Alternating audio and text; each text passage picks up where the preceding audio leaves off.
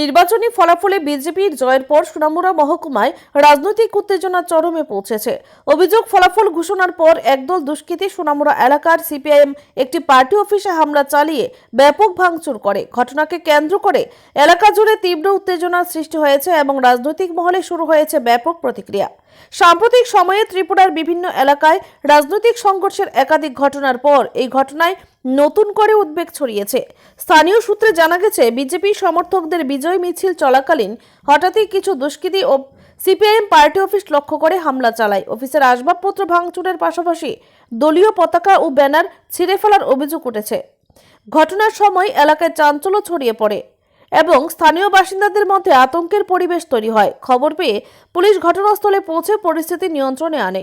ঘটনার তীব্র নিন্দা জানিয়ে সিপিআইএম নেতৃত্বের অভিযোগ, এটি পরিকল্পিত রাজনৈতিক হামলা এবং গণতান্ত্রিক পরিবেশকে নষ্ট করার অপচেষ্টা। দলের পক্ষ থেকে দোষীদের দ্রুত গ্রেফতার ও কঠোর শাস্তির দাবি জানানো হয়েছে। অন্যদিকে বিজেপির পক্ষ থেকে অভিযোগ অস্বীকার করে দাবি করা হয়েছে, ঘটনায় তাদের দলের কোনো কর্মী জড়িত নয় এবং বিরোধী পক্ষ রাজনৈতিক ফায়দা তুলতেই এই অভিযোগ তুলছে। এই ঘটনাকে কেন্দ্র করে রাজ্যের রাজনৈতিক মহলে শুরু হয়েছে চাপান উত্তর।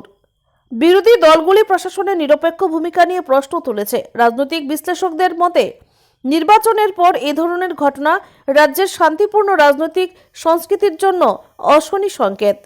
পুলিশ প্রশাসনের পক্ষ থেকে জানানো হয়েছে, ঘটনার তদন্ত শুরু হয়েছে এবং সিসিটিভি ফুটেজ ও প্রত্যক্ষদর্শীদের বয়ানের ভিত্তিতে দোষীদের শনাক্ত করার চেষ্টা চলছে।